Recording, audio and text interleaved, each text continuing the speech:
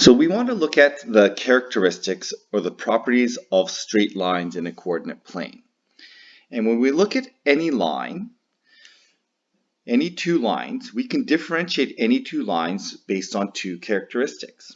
Okay, so if we take a look at this line here, okay, which maybe I'll highlight in yellow. So this yellow line that I've highlighted, and if I compare it to the blue line that I've highlighted, those two lines are different. Okay, we can clearly tell that those are two different lines. And one of the characteristics we could use is that they have different slopes, okay, or different angles. So one of the two characteristics that allow us to differentiate two lines is going to be the slope, okay, or I'm going to also write here the angle. Okay, the slope ratio is different for those two lines. They're going in different directions and at different angles. So that's one thing that allows us to differentiate two lines. The other characteristic that allows us to differentiate two lines is going to be this. So when we look at these two lines, we cannot differentiate these two lines by slope because they have the same angle. Okay, so the slope is not different between those two lines. But what's different between these two lines, this blue line and the yellow line, what differentiates these two lines are they're in two different spots. So if I slid them into the same spot, they would represent the same line. However, they're in two different positions, so we're going to differentiate that line by position.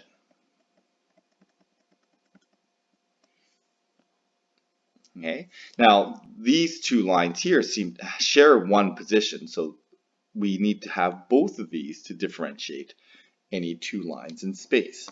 Now this position, we're going to use a convenient position here, and a useful position to differentiate these two lines is we're going to look at the vertical positioning of them. And when we look at the vertical positioning, it's kind of nice to just reference it along that dark line there, the axes, okay, where it crosses the y-axis. And we're going to start calling this something specific. We're going to call this the y-intercept. Now, this is not the only place we can reference the position of this line. In fact, we can reference the position of this line based on any one of these coordinates, but this just happens to be a convenient one. And it's useful when we start doing problems as well, because this is when x is equal to 0, so it represents a starting position. So then when we look at any two lines in space, we can see that this line has different slope than this line, so we can tell that they're different. Although they share the same position here, right, they are different. Same with this line compared to this line. They have different slopes. But even when we have the same slope, we can differentiate two lines of the same slope based on their positioning. So as long as we have these two characteristics, we can differentiate one line from another, and they give us a unique line. So what we've been alluding to before, in a lot of the lessons before, we've been kind of alluding to the fact that there's these two properties, angle and position, or slope and position.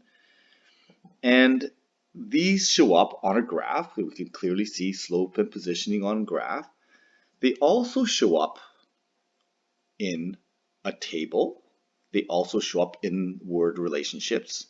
For example, the positioning, we often use the initial position, and the slope, from the last lesson, we knew that the slope represents some rate in the problem, in a word problem.